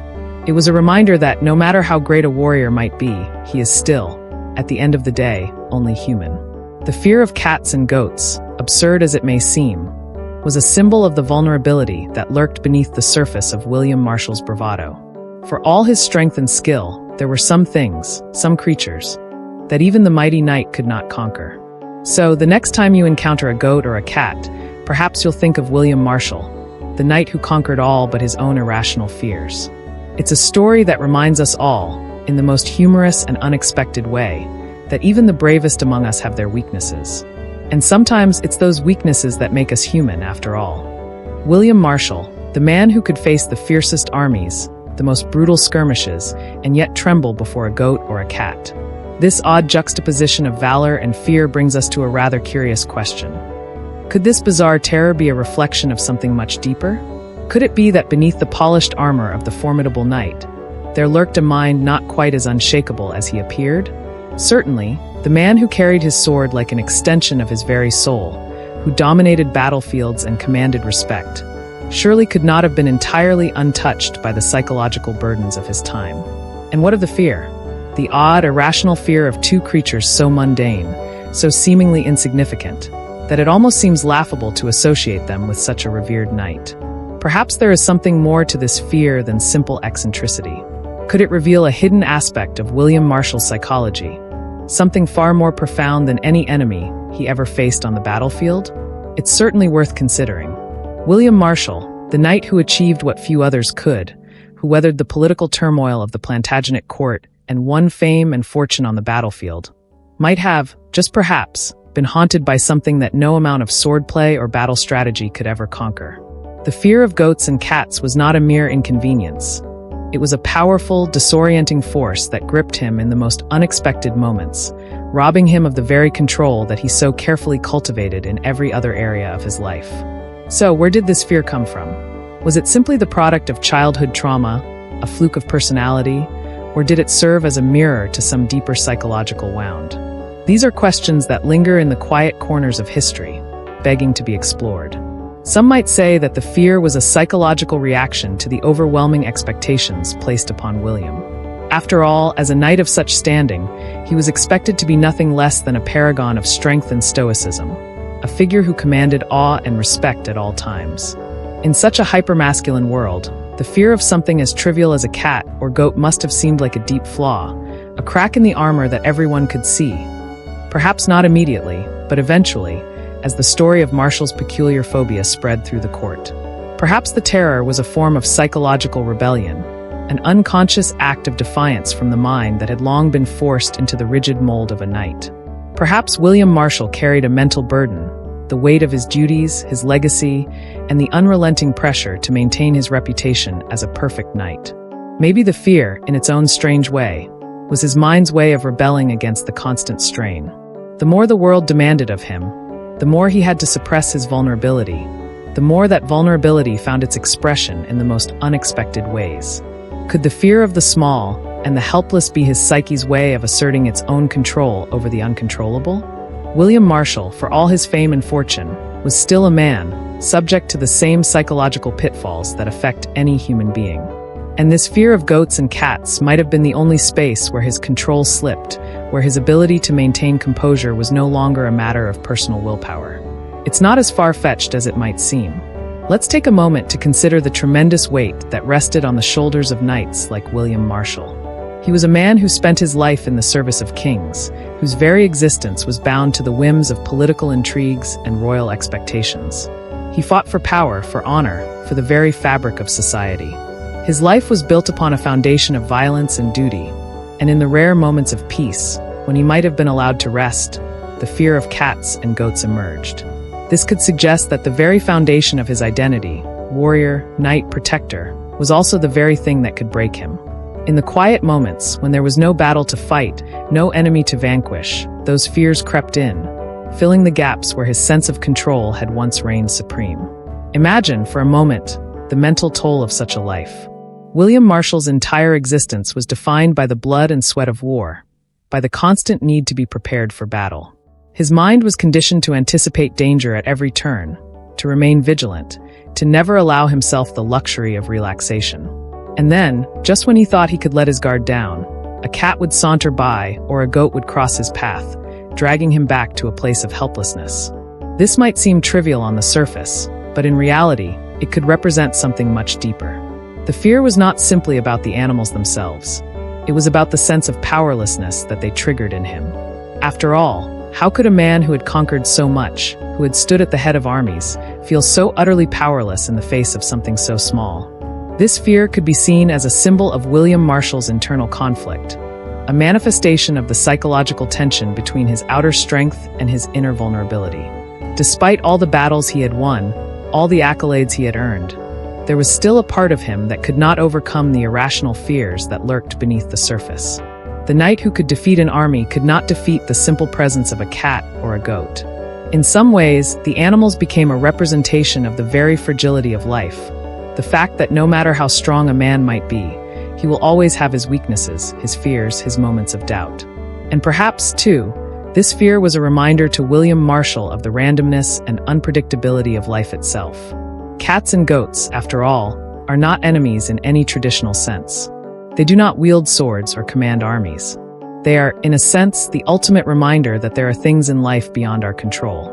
No matter how much we prepare, how much we fight, there will always be things, seemingly insignificant things, that will unsettle us, disorient us, and remind us of our human limitations. Perhaps the cat and the goat represented the chaos of life itself, the unpredictability that lurks just beneath the surface of even the most well-ordered and controlled lives. William Marshal, for all his triumphs and victories, was still, at the core, a human being. And like all human beings, he carried with him the full spectrum of psychological complexities, fears, insecurities, and burdens that no amount of armor or sword could shield him from.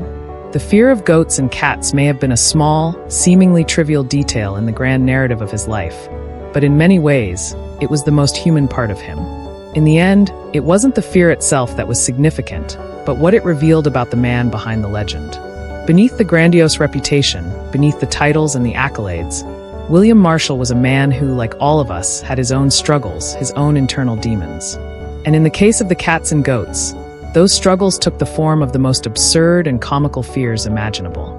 So, as we consider the psychological elements at play here, we are reminded that even the greatest of knights, those who seem impervious to everything, are still subject to the same vulnerabilities that make us all human. The fear of cats and goats, while laughable on the surface, serves as a powerful reminder that beneath every legend, every hero, there is a person, struggling with the same fears and insecurities that we all face. And perhaps, in the end, it is this very humanity that makes William Marshal such a compelling figure, a knight who was as much a man as he was a warrior.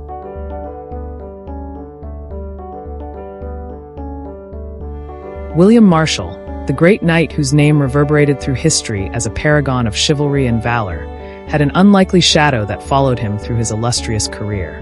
A shadow cast not by the looming specter of death in battle, nor the heavy weight of the political scheming he deftly navigated, but by something much more peculiar, his inexplicable, irrational fear of cats and goats. Now, you might ask yourself, how could this seemingly trivial fear possibly matter in the grand saga of a man who stood as one of the most celebrated knights in medieval history? How could this fear of small, domesticated animals, those who posed no threat to his sword or armor, play any significant role in shaping the decisions of a man who commanded armies and served kings? Was it something so absurd that it could be dismissed as a mere footnote in his story? Or did it, perhaps, leave its mark in more profound ways than we might expect? Let us begin by acknowledging the obvious contradiction here. On one hand, William Marshal was the very embodiment of a knightly ideal. He had a career that spanned several decades, one in which he was lauded as a strategist, a leader, and a man of impeccable honor. He fought in countless battles, trained the future King Henry III, and even rose from relative obscurity to become one of the most influential men in England. His name was synonymous with bravery, prowess in battle, and the unwavering dedication to the codes of chivalry that defined the medieval knight. Yet, on the other hand, this very man, who had the courage to stand tall in the face of an enemy army, quivered in fear before a cat or a goat. Now, it would be easy to write this off as just another quirky trait of the great knight, a harmless flaw that does not affect the larger narrative of his life. After all, even the greatest of men have their idiosyncrasies, and surely a fear of cats and goats is nothing more than a humorous aside, a peculiar personal anecdote to spice up the otherwise epic tale of William Marshal. But what if this fear, this irrational, deeply rooted terror of harmless animals, actually played a role in shaping William's decisions, actions, and the way he navigated the complexities of his life? Could it have affected the choices he made, both on the battlefield and off it? Did the fear of these creatures, no matter how insignificant it may seem, serve as a hidden influence, guiding the course of his life in ways we cannot immediately perceive? To consider this, we must delve into the psychological landscape of the knight. William Marshal was not just a warrior. He was a man who carried with him a lifetime of battle experience, personal victories, and losses. He had seen the horrors of war up close, had witnessed death and destruction in all its forms, and had emerged from it all as a man of unparalleled reputation. But beyond the sword and the shield, behind the polished armor, there was a mind, an anxious, sometimes fragile mind, that had been shaped by years of struggle. The fear of cats and goats, then, could very well have been more than a mere quirk. It could have been a manifestation of deeper psychological tensions. Perhaps this fear reflected a more profound vulnerability within William. A vulnerability that, much like the small, seemingly harmless animals he feared, threatened to disrupt the carefully constructed facade of his knightly persona. After all, how could a man who had faced down bloodthirsty enemies on the battlefield, who had fought for kings and lands, be undone by such trivial fears? It seems almost too absurd to be true. But perhaps that absurdity was a reflection of the internal conflict he faced. In a world where knights were supposed to be paragons of stoicism and strength, William Marshal's fear of such innocuous creatures might have been a symbol of the fear and doubt that lurked just beneath the surface of his warrior spirit. And what about the contradiction this fear posed to his public image? How could someone with such an iconic, heroic reputation, a man whose very name evoked images of honor, courage, and strength, suffer from something so seemingly trivial? Perhaps, in some strange way, William Marshal's fear was a secret burden that he carried, a vulnerability that he worked tirelessly to conceal. His public image was of a man who would never flinch, never waver, and never show weakness. But his fear of cats and goats might have been the one area where that image cracked, where the facade of invincibility crumbled. Perhaps this fear, though never acknowledged openly, gnawed at him, affecting his sense of self-worth, even as he wore his knightly persona like a second skin. Did he ever question his own manhood in light of this fear? Did he feel, in those quiet, solitary moments when he was confronted by a cat or a goat, that he was somehow less than the legendary figure he presented to the world? When we examine the way William Marshal conducted himself in various situations, the presence of this fear might have subtly influenced some of his decisions. Take, for instance, his interactions with the nobility and royalty. We know that William Marshal was a man of great ambition, a man who understood the intricacies of court politics and knew how to play the game to his advantage. But was there a part of him that, in his dealings with the powerful men and women around him, was driven by a desire to prove himself, to overcompensate for his irrational fears? After all, the fear of goats and cats was not something he could easily share with others. It was a vulnerability that, if known, could be used against him. So, instead of allowing this fear to define him, perhaps he worked tirelessly to present himself as the ultimate knight, stoic, unflinching, and impervious to the kinds of fears that plagued the common man. On the battlefield, where William Marshal undoubtedly thrived, his fear of cats and goats would have been an entirely different matter. The battlefield was a place where the stakes were high, where life and death hung in the balance, and where any hint of fear, no matter how small, could be fatal. Could this irrational fear have played a role in how he approached certain situations? Could it have made him more cautious, more calculating in his strategies, more acutely aware of his surroundings? In a world where soldiers were expected to fight without hesitation, was it possible that Marshal's deep-seated fear of these animals made him more attuned to his own vulnerabilities, pushing him to take greater precautions in battle? Perhaps his fear made him more determined to maintain control over the things he could control, like his military tactics, his alliances, and his reputation. Maybe he realized that in a world where the smallest vulnerability could be exploited, he had to be even more vigilant than his peers, ensuring that his fears, no matter how ridiculous they seemed, never became known to his enemies. Of course, we must also consider the possibility that the fear played no substantial role in the most crucial decisions of William's life. Perhaps it was simply an oddity, a strange quirk that existed alongside his many achievements, but did not fundamentally alter the course of his destiny. Maybe the fear of goats and cats was something he simply tolerated, something he dealt with when it arose, but ultimately, it had little bearing on the big decisions, the ones that shaped the course of history. It is possible that William Marshal, like many great men, simply learned to compartmentalize his fears, managing them in private while maintaining the public image of a fearless leader. But then again, could such a fear, no matter how seemingly inconsequential, really have been relegated to the realm of trivialities? Could a fear so pronounced, so deeply embedded in his psyche, really have had no impact on his decisions, no influence on his interactions with others, no effect on his reputation? It seems unlikely. After all, the human mind is a complex thing, and even the most minor fears can ripple through every facet of one's life, shaping decisions, interactions, and the way one presents oneself to the world. Perhaps the most fascinating thing about William Marshal's fear of cats and goats is not how it shaped his decisions, but how it reveals a side of him that no amount of armor, no number of battle victories could ever shield him from. It shows us that even the greatest of men have their vulnerabilities, their irrational fears, their quirks, things that make them more human, even as they stand as larger-than-life figures in history. So, did the fear of cats and goats play a decisive role in William Marshal's life? Perhaps not in the grand sense, but it certainly offers us a glimpse into the complexity of the man behind the legend. It reminds us that no matter how strong, how valiant, or how respected a man may be, there are always aspects of his nature that remain hidden, that are beyond his control. And in the case of William Marshal, that hidden aspect was the fear of goats and cats, the most unlikely of adversaries. It's a small thing, a seemingly insignificant fear, but it speaks volumes about the man, about the very human, very vulnerable side of him that even the greatest of knights cannot escape. William Marshal, a name that echoes through the corridors of history as one of the greatest knights to ever saddle a horse, whose blade was as sharp as his wits, and whose feats on the battlefield were legendary. His story is one of triumph, courage, and the kind of invincibility that only warriors of old could claim. But, as it often goes in life, even the mightiest of men have their weaknesses. William, for all his military genius and knightly stature, could not escape the suffocating grip of a personal fear. A fear that, while seemingly trivial in the grand scheme of his legacy, would follow him like an unwelcome shadow through the halls of history. The fear of goats and cats, small creatures, harmless by most standards, yet capable of rendering the great knight helpless, frozen in a state of sheer terror. A strange dichotomy, isn't it? The towering figure of William Marshal, a man who could face armies with unflinching resolve, yet falter before a goat. This fear, this irrational dread, is not just an odd footnote in his story, but a powerful reminder of something that transcends even the mighty warrior: the profound and undeniable impact of fear on the human condition.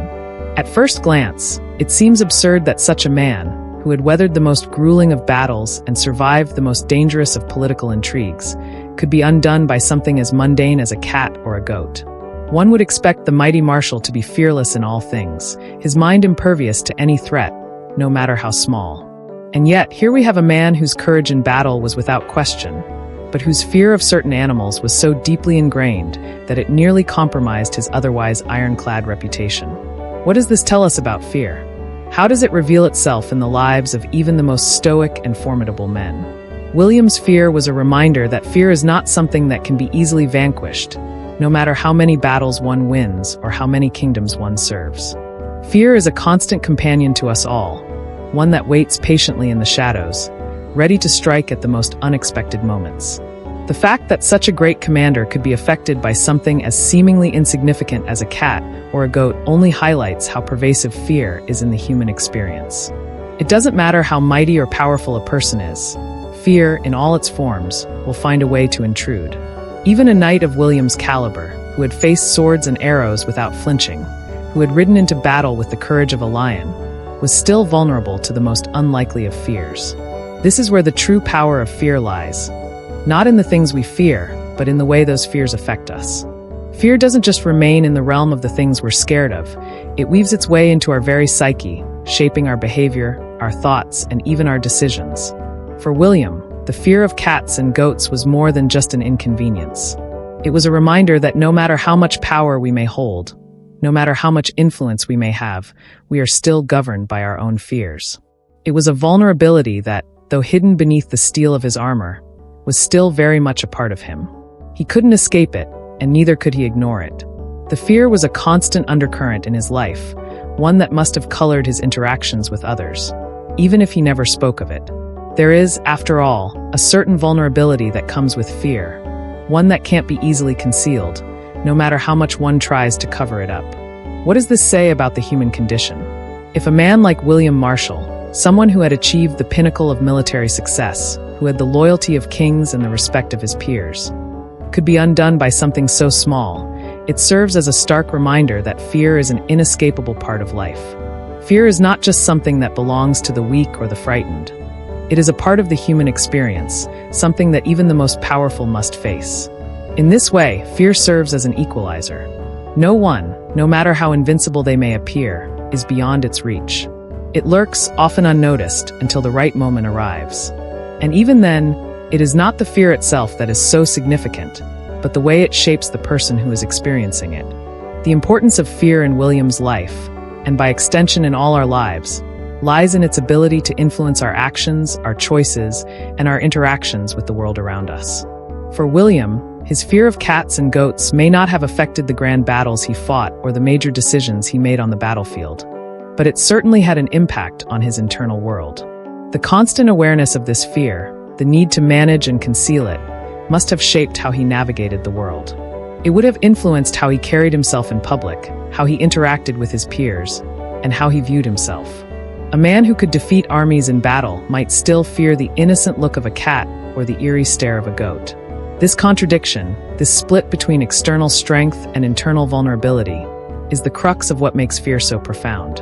Fear, in its many forms, serves as a reminder of our own mortality, our own limits, and our own vulnerabilities. William Marshal's fear of animals is just one example of how fear can infiltrate our lives and shape who we are, even when we do our best to hide it. We like to think of ourselves as invincible, especially when we've achieved success or reached the top of our chosen fields. We like to believe that we are beyond the reach of fear, that we are masters of our own fates. But the truth is that fear is an inescapable part of being human. No matter how strong, brave, or successful we may be, there is always something lurking just beyond our control, something that has the power to rattle us to our core. Perhaps the most significant lesson we can take from William Marshal's peculiar fear is the idea that fear does not define us, but it does influence us. It is an integral part of the human experience, one that affects how we perceive the world, how we approach challenges, and how we interact with others. William Marshal may have been a great knight, a man of unparalleled strength and courage, but he was also, at the end of the day, a man like any other. And just like all men, he was subject to the same fears and anxieties that plague us all. What does this mean for us? It means that we should not be so quick to dismiss our own fears, or to judge others for the things that scare them. Fear is not a sign of weakness, it is a sign of humanity. It is a part of who we are, and it shapes our lives in ways that are often invisible to others. William Marshal's fear of goats and cats may seem laughable to us, but in truth, it serves as a reminder that even the greatest among us are not immune to the power of fear. It serves as a reminder that no matter how much we achieve or how much we succeed, we are all, in the end, human. Fear has a way of creeping into every aspect of our lives, whether we acknowledge it or not. It affects our relationships, our careers, and our personal well-being. It influences the choices we make and the risks we are willing to take. Fear can hold us back, but it can also propel us forward. It can make us cautious, but it can also make us brave. It is not the absence of fear that makes a man great, but the ability to move forward in spite of it. William Marshal, despite his irrational fears, continued to lead armies, to fight for his king, and to build a legacy that would last for centuries. His fear did not define him. It was simply a part of the complex man that he was. In the end, the importance of fear in life lies not in its ability to control us, but in the way we learn to control it. Fear, when acknowledged and understood, can become a powerful tool. It can teach us humility, resilience, and the importance of facing our vulnerabilities. For William Marshal, the fear of goats and cats may have been a small part of his story, but it was also a reminder that even the mightiest among us have our own weaknesses. And it is through embracing those weaknesses, acknowledging our fears, and continuing to move forward despite them, that we find true strength. So, the next time you face your own fears, no matter how small or irrational they may seem, remember that fear is not the enemy. It is simply a part of being human. And in the end, it is how we respond to it that truly matters.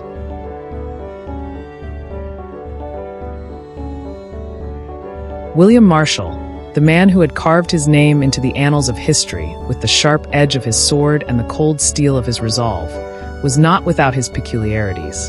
A towering figure, a knight whose very name struck fear into the hearts of enemies and earned the respect of kings. Yet there was something oddly human about him. Something that didn't quite fit with the imposing image of the legendary warrior. Yes, the man who had spent a lifetime honing his martial skills, battling his way through a world of treachery and bloodshed, was also a man who couldn't escape the influence of an irrational, almost laughable fear. For all his physical prowess and battlefield acumen, William Marshal was deeply terrified of cats and goats. At first glance, this fear might seem almost comical. How could such a mighty warrior, renowned for his courage, fall prey to the seemingly innocent presence of a cat or a goat? Was it a mere quirk, a personal trait that simply didn't fit into the grand story of his achievements? Or did it reveal something deeper, something that hinted at the strangeness of William's character? Let's pause for a moment to examine the man himself. William Marshal was a figure of immense stature, a knight who rose from relative obscurity to become the trusted advisor of kings, a man who had ridden into battle time and time again, emerging victorious against impossible odds. His reputation was built on his unwavering courage and his ability to lead men into battle with an iron will and an unshakable sense of honor. He was known for his strength, his strategic brilliance, and his unparalleled skill with a sword. He was a man who faced down death countless times, a man who fought with everything he had to defend his king, his lands, and his honor. And yet, this very same man was the one who recoiled at the sight of a goat, or who would freeze in terror at the sudden appearance of a cat. The contrast between the fierce warrior and the man who trembled at the thought of small, harmless creatures is both startling and perplexing. It's easy to dismiss this fear as a mere personal trait, an odd quirk that doesn't have any significant bearing on his larger-than-life persona. After all, every great man has their flaws, their weaknesses. Some are perhaps more visible than others, but they are all part of what makes us human. But there's something about William's fear of cats and goats that seems to transcend mere personal eccentricity. It's as if this fear is a window into a deeper psychological complexity, something that reveals a side of the great knight that is rarely seen. It's not just the fact that he had this fear, but the fact that it existed alongside all of his other, far more impressive traits. Here was a man who had faced down armies, commanded soldiers, and navigated the perilous world of medieval politics with ease. Yet a single glance from a goat could send him into a spiral of anxiety. It's a strange juxtaposition, and it's this very contrast that invites us to dig a little deeper into the psychology of William Marshal. Was this fear simply an anomaly, a personal trait that had no bearing on his larger character, or was it indicative of something more significant? In a way, this fear reveals a certain fragility, a vulnerability hidden beneath the tough exterior of the knight. For all his external strength, William was, in many ways, a product of his time, a time when knights were expected to be paragons of strength and stoicism, to be unyielding in the face of any challenge. Yet, despite his accomplishments and his seemingly invincible nature, William was not immune to the psychological pressures of his world. He was a man who had experienced loss, betrayal, and the constant tension of political maneuvering. He had witnessed the brutality of war and the fickleness of fortune, And perhaps in the quiet moments, when the battle was over and the dust had settled, the fear of cats and goats was a way for his mind to express the toll that his life had taken on him. It's almost as if this irrational fear was a manifestation of the stress and anxiety that came from living a life defined by violence and uncertainty. Think of it this way. William Marshal was a man who could look death in the face on a battlefield and charge forward without hesitation. Yet, the fear of something as innocuous as a goat or a cat reveals a different side of his psychology, one that is more complex, more fragile, than we might expect from such a legendary figure. It's as if his mind, constantly under pressure from the weight of his responsibilities and the dangers of his profession, found an outlet for its stress in the form of these absurd fears. It's easy to imagine that the constant exposure to violence, to the threat of death, might have led to an internalized anxiety that manifested in strange and unexpected ways. And it's this very complexity that makes William's character so intriguing. He was not just a fierce warrior, but a man whose inner world was just as turbulent and unpredictable as the battles he fought. But let's not forget that this fear wasn't just an isolated incident in William's life. It was a recurring theme. Throughout his life, William Marshal had to grapple with the tension between his public persona as a knight of unparalleled valor and the private vulnerability that this fear exposed. Imagine for a moment the constant struggle he must have faced. How could a man who commanded respect on the battlefield, who had fought in the most important wars of his time, allow himself to be so completely undone by a small, innocent animal? The fear was not just a matter of personal discomfort, it was a matter of pride. For a man whose reputation was built on his unshakable strength, to be terrified of something as harmless as a goat was a blow to his sense of self. It's easy to imagine how such a fear could undermine his confidence, especially when he was surrounded by peers who were accustomed to seeing him as a near-mythical figure, someone who could do no wrong. This internal conflict between the public image of the mighty knight and the private fear that he struggled to control was no doubt a source of psychological strain. On one hand, William had to maintain the image of the unflinching warrior, the man who feared nothing and no one. On the other hand, he was confronted with the reality of his own vulnerability, with the fear that would grip him in the most unexpected moments. The strange, almost humorous contrast between his achievements and his psychological weaknesses would have been a constant source of tension. And yet, this very tension is what makes William Marshal such a compelling figure. He was not simply a man of unyielding strength and courage. He was a man with deep psychological complexities, someone whose fears and vulnerabilities were just as much a part of his character as his battlefield triumphs. So, what can we conclude about William's fear of cats and goats? Was it just a personal trait, a harmless quirk that didn't really matter in the grand scheme of his life? Or was it something more significant, a reflection of the deeper psychological battles he faced throughout his life? Perhaps it's a bit of both. On the surface, it's easy to laugh at the idea of a man like William Marshal, who had faced down armies and navigated the deadly politics of the medieval court, fearing small, harmless creatures like cats and goats. But beneath that surface, there's a deeper story, one that reveals the complexity of his character. His fear of these animals wasn't just a trivial flaw. It was a manifestation of the psychological strain that came from living a life defined by violence, duty, and constant pressure. It was a reminder that no matter how powerful or accomplished a man may be, there are still parts of him that remain vulnerable, that remain human. In the end, William Marshal's fear of cats and goats serves as a poignant reminder that even the greatest of men are not without their flaws. His fear may seem trivial, even laughable, but it is also a reflection of the deeper struggles that define us all. It is this very strangeness, this contrast between his public image and private fears, that makes William Marshal such a fascinating figure in history. He was not just a great warrior. He was a man, with all the complexities and contradictions that come with being human. And in this, perhaps, lies the true greatness of William Marshal. Not in his victories on the battlefield, but in his ability to face his fears, however strange they may have been, and continue to fight, continue to lead, and continue to carve his name into the annals of history. William Marshal, a name that echoes across the pages of history as a paragon of medieval chivalry and military prowess, stands tall in the annals of time. A commander who, in his prime, was a force to be reckoned with, a man whose strategic brilliance and battlefield successes earned him a reputation that stretched far beyond his own lifetime.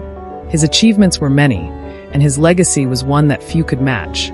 particularly in a world dominated by bloodshed and ruthless political maneuvering. But as with every great figure of history, there's always more to the story than what is written in the annals of conquest and war. Behind the imposing figure of Sir William Marshal, the fierce knight who led men into battle and helped shape the fate of kingdoms, there was something that set him apart from the other great commanders of his time. Something that made him, despite his overwhelming success and formidable reputation, a man whose heart still carried the weight of humanity. At first glance, William Marshal was a man made for war. A knight by birth and training, he spent the majority of his life in service to kings, riding into battle with the kind of determination and skill that only the finest warriors possessed. His military career was littered with victories, his name synonymous with honor, bravery, and military genius. He fought under 4 different monarchs, and his name was known far and wide across Europe. Yet beneath the layers of iron armor, beneath the imposing figure of the commander who commanded respect from friend and foe alike, there was a human man, who bore the full weight of the very human experience that we all share. For all his fearlessness on the battlefield, for all his military triumphs, William Marshal was a man of contradictions, a man whose personal qualities were as complex as the battles he fought. What sets William apart from many of the other legendary figures of history is that his humanity was not simply a footnote to his achievements. It was an essential part of what made him who he was. His brilliance as a commander is undeniable. His strategic mind, his ability to read a battlefield, and his skill in leading men were unparalleled. Yet, it is his human qualities, his capacity for empathy, compassion, and loyalty, that make him such a unique figure in the history of warfare. He was not merely a warrior with a sharp sword and a keen mind for tactics. He was a man who understood the complexities of human nature, a man who could lead with both strength and compassion, a commander with a human heart. Let us take a moment to consider the man behind the legend. William Marshal was born into a turbulent world, a world where the sword was often the only currency that mattered. Raised in the midst of a violent and ever-changing political landscape, he was well-versed in the harsh realities of medieval life. Yet, despite the constant threat of violence and betrayal, William remained steadfast in his loyalty to those he served. It is said that he was a man who could inspire incredible loyalty in his soldiers, who commanded respect not only because of his skills as a commander, but because of the way he treated those under his command. He was a man who, despite the bloodshed that surrounded him, understood the importance of compassion, of understanding the human side of leadership.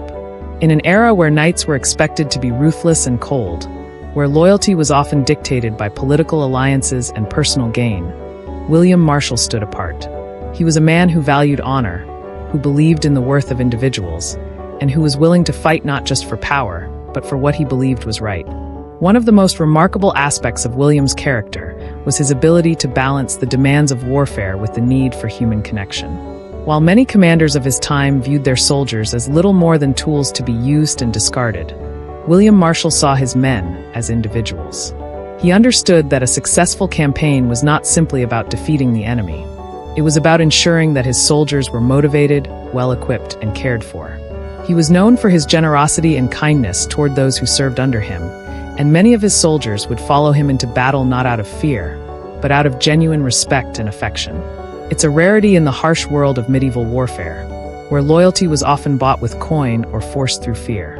William Marshal's ability to inspire such loyalty is a testament to his humanity, a humanity that, despite the grim nature of his profession, never truly disappeared. William's relationships with the people around him further illustrate his human side. He wasn't a cold, distant commander who only cared about victory.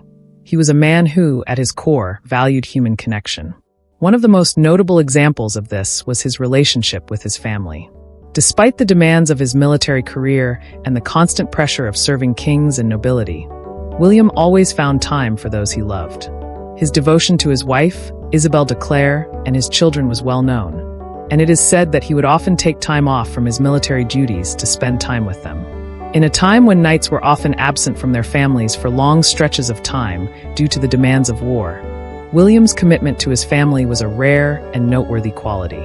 It is this kind of loyalty, this understanding of the importance of family, that makes him stand out among other commanders who may have been just as skilled but lacked the human depth that William possessed.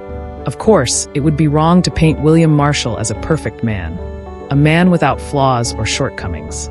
He was, after all, a product of his time, and like all men, he had his share of failings and weaknesses.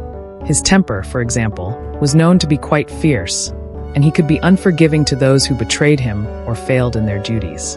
But even in his moments of anger or frustration, there was always a sense of humanity to his actions. He never sought to destroy those who crossed him. He simply sought to correct the wrongs that had been done, to restore the balance of honor. He understood, perhaps better than most, that the ultimate goal of any great leader was not simply to defeat one's enemies, but to build a better, more just world for those who followed. William's humanity also manifested in his deep understanding of the complexities of loyalty and honor. Throughout his life, he navigated the often treacherous world of medieval politics, serving under several different monarchs, each with their own ambitions and schemes. But despite the shifting allegiances and the constant power struggles, William remained true to his own code of honor. He understood that loyalty was not just about political convenience. It was about duty, respect, and personal integrity. This sense of honor was not a superficial concept for William. It was a guiding force that influenced all of his decisions, both on and off the battlefield. He didn't simply fight for the king or for his own personal gain. He fought for the values that he believed in, for the principles that made him who he was. In many ways, William Marshal's ability to navigate the complex web of medieval politics and warfare was rooted in his understanding of human nature. He understood that, at the end of the day, the people around him were not just soldiers or political pawns. They were individuals with their own hopes, fears, and desires. This insight allowed him to maintain a level of humanity that many of his contemporaries lacked. He was not just a commander who sought victory at any cost. He was a commander who understood that the ultimate goal of war was not just conquest, but the preservation of life, honor, and dignity. Perhaps the most striking aspect of William Marshal's character, however, was his ability to retain his humanity in a world that often seemed devoid of it. In an era where knights were often expected to be ruthless, where honor was measured by the number of enemies slain and the wealth accumulated, William stood apart. He was not just a knight who followed the rules of chivalry. He was a knight who understood the deeper meaning of those rules, a knight who believed that true honor lay not in victory, but in the way one treated others. His humanity was not a weakness, but a strength, one that allowed him to lead with empathy, to inspire loyalty, and to build a legacy that would endure for centuries. In the end, it was William Marshal's humanity that made him unique among the great commanders of history.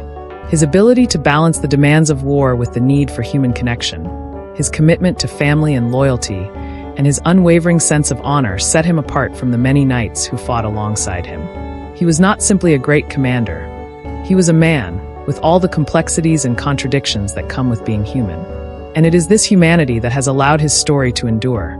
A story not just of military victories, but of a man who, despite the violence and bloodshed that defined his life, never lost sight of the importance of honor, loyalty, and love. William Marshal, the commander with a human heart, remains a shining example of what it means to be a true leader, not just in battle, but in life. As we reflect on the life and legacy of William Marshal, the man who stood as a giant among knights, it becomes abundantly clear that his greatness was not measured by the absence of flaws or fears, but by the strength with which he faced both his triumphs and vulnerabilities. History often tells the stories of great men and women in sweeping strokes, painting them as flawless heroes whose every move was dictated by an almost mythical sense of purpose and invincibility. Yet, William Marshal, despite his towering achievements and legendary reputation, reminds us that even the greatest of commanders carry with them a complex blend of strengths and weaknesses. His military prowess, his unwavering loyalty, and his ability to inspire devotion in those who served him are all well-documented aspects of his character, yet there existed a curious and human element within him, a peculiar fear of goats and cats that adds a touch of levity to his otherwise monumental persona. It is precisely this contradiction that makes William Marshal such an interesting and enduring figure in history. The man who could stand unshaken in the heat of battle, the one who had earned the trust and respect of kings, also carried with him a deeply irrational fear of harmless animals. This fear did not diminish his status or his greatness as a commander. If anything, it serves to highlight the very essence of his humanity. We often think of great leaders and warriors as possessing an almost superhuman quality, immune to the frailties that plague the rest of us. However, Marshal's strange fears remind us that even those who have achieved the impossible are, at their core, as human as anyone else. They are not impervious to the whims of the mind or the weaknesses that come with being a living, breathing person in an unpredictable world. Marshal's fear of goats and cats may seem trivial, even comical, in the context of his monumental career. But it is precisely this contradiction between his extraordinary achievements and his inexplicable fears that makes him all the more relatable. He is a reminder that no one, no matter how grand their accomplishments, is without their flaws. This is the essence of human completeness. We are a tapestry woven of strengths and weaknesses, victories and failures, moments of brilliance and moments of vulnerability. And in this complexity, there is beauty. William Marshal's story is not one of a perfect man, but of a man who excelled despite his imperfections. He fought valiantly, lived honorably, and remained loyal to the causes and people he believed in, even while dealing with the inexplicable quirks that made him uniquely human. One of the most important lessons we can draw from William's life is that greatness does not come from the absence of weaknesses, but from the ability to rise above them. His fear of cats and goats was not a defining characteristic of his life, nor was it something that undermined his accomplishments. Instead, it serves as a reminder that every great person, no matter how accomplished, has their own personal struggles to overcome. William Marshal may have had a strange fear of animals, but he also had the courage to fight for what he believed in, the loyalty to stand by his kings, and the strength to inspire others to follow him. In a way, his fear only serves to humanize him further, making him a figure who is both legendary and relatable. In many ways, the story of William Marshal is not just a tale of military conquest or political maneuvering. It is a story about the complexity of human nature. It reminds us that every person, no matter how formidable, is a mixture of light and shadow. His fear does not erase his greatness. Instead, it adds nuance to his legacy, reminding us that the greatest heroes are often those who are most aware of their own vulnerabilities. His life shows us that greatness is not about being perfect, but about persevering in the face of imperfection, about continuing to strive for the best even when we are confronted with our own personal demons. So, as we look back on William Marshal's life, it is clear that his achievements stand as a testament to his strength, his loyalty, and his honor. He was a knight who defined an era, whose name will forever be associated with courage and duty. But it is the human side of William, his ability to wrestle with his fears, to lead with compassion, and to remain true to his values, that truly sets him apart. His strange fears do not diminish his greatness, nor do they reduce his value in the eyes of history. Instead, they remind us that even the greatest of men have their weaknesses. And that is precisely what makes them great, because despite those weaknesses, they continue to strive, to lead, and to inspire. William Marshal remains a model of loyalty and achievement, a man who was not defined by his fears, but by the way he overcame them. He stands as a reminder to us all that true greatness is not about being flawless, but about embracing our humanity, flaws and all. His legacy endures not because he was perfect, but because he was deeply human, with all the complexities that come with it. In the end, William Marshal's story is not just about military triumphs or noble deeds. It is a story about the enduring power of the human spirit, and the strength that comes from acknowledging our weaknesses while continuing to fight for what we believe in. And perhaps that is the most enduring lesson of all. Greatness is not the absence of fear, but the courage to face it and move forward anyway. Once again, if you like this video, don't forget to like and subscribe, so we have more motivation to produce better quality products. And now, good night.